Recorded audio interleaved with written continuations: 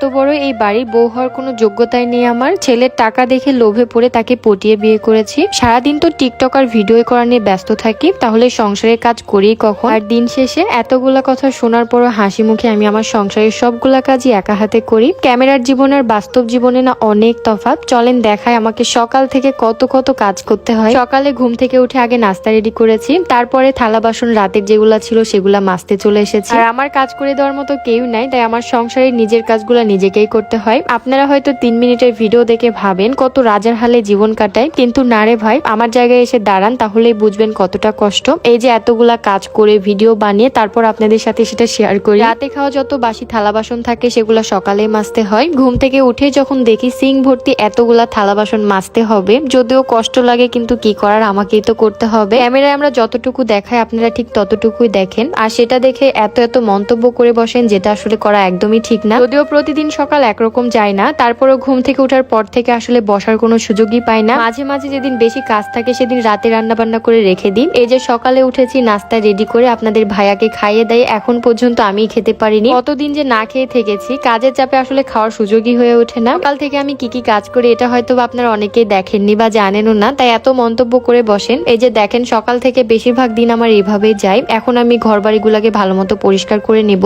যেহেতু টাইলসের বাড়ি আসলে প্রতিদিন পরিষ্কার না করলে ভালোও লাগে না। একটা মানুষকে কাছ থেকে না দেখে না জেনে তার সম্পর্কে একটা খারাপ মন্তব্য করা কখনোই ঠিক না। যাই হোক, এদিকে আমি ঘর বাড়িকে মুছে নিচ্ছিলাম, যেহেতু আজকে শুক্রবার আমার ঘর বাড়ি পরিষ্কার করতে হবে। অন্যদিকে আপনাদের ভাইও কিন্তু বসে নেই, সেও কাজ করছিল। যাই হোক, এখন আমি আমার সোফাটাকে একটু কাভার পরিয়ে নিব, যেহেতু অনেকদিন হলো কোনো কাভার পরানো নেই। আমার আগের সোফার কাভারটা আমি আমার আম্মুকে দিয়েছি, তাই নতুন করে আমি আবারও অর্ডার করেছি। আর গোলাপি কালার আমার খুবই পছন্দের একটা কালার, তাই আমি গোলাপি কালারই নিয়েছি। গোলাপি কালার লাগানোর পর না খুবই সুন্দর একটা লুক দেয়, বাড়ির লুকটা একদম চেঞ্জ হয়ে যায়। সোফার কাভার লাগানোর জন্য তারা অনেকগুলো স্পঞ্জ দিবে, যেগুলো দিয়ে খুব সুন্দর মতো সাইডে এভাবে ঢুকিয়ে দিলেই হয়ে যাবে, মানে লাগানোটা খুবই ইজি। তুর্কি সোফা কাভার গুলো দেখতে আরো বেশি সুন্দর লাগে, কারণ নিচেই সুন্দর করে কুচি কুচি করে দেওয়া আছে। আপনারাও চাইলে অরিজিনালি তুর্কি সোফা কাভার গুলো নিতে পারেন শীতল পাটি ফেসবুক পেজ থেকে, পেজটা আমার ক্যাপশনে দেওয়া থাকবে। আর চাইলে আপনারা স্ক্রিনে দেওয়া হোয়াটসঅ্যাপ নাম্বার থেকেও কিন্তু যোগাযোগ করে নিয়ে নিতে পারেন। অনেক অনেক কালার আছে, ডিজাইন আছে, আপনারা সবকিছু দেখে শুনে তারপরে অর্ডার করে ফেলতে পারেন। যাই হোক, আজকে আমার বাড়ির সবুজ এই গালিচাটা তুলে ফেলা হবে। বেশ কিছুদিন ধরে তুলতে চাচ্ছিলাম, কিন্তু সময় হয়ে উঠছিল না। আর আপনাদের ভাইও যেহেতু কয়দিনের ছুটি পেয়েছে, তাই ভাবলাম এই সুযোগে তাকে দিয়ে এগুলা খুলে নিই। সে সুন্দর করে নাটগুলা খুলে ফেলছিল, আর এখন আমি এই সবগুলা তুলে ফেলবো। দেখেন কতটা ময়লা হয়ে গিয়েছে।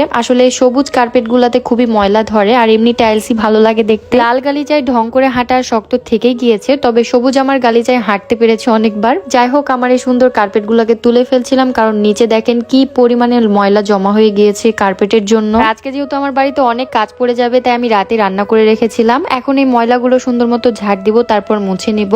এই হলো আমার সারাদিনের কাজ। আর আপনারা ভাবেন সারাদিন ঢং করি। যাই হোক, আজকের মতো এখানে বিদায় নিচ্ছি। আল্লাহ হাফেজ।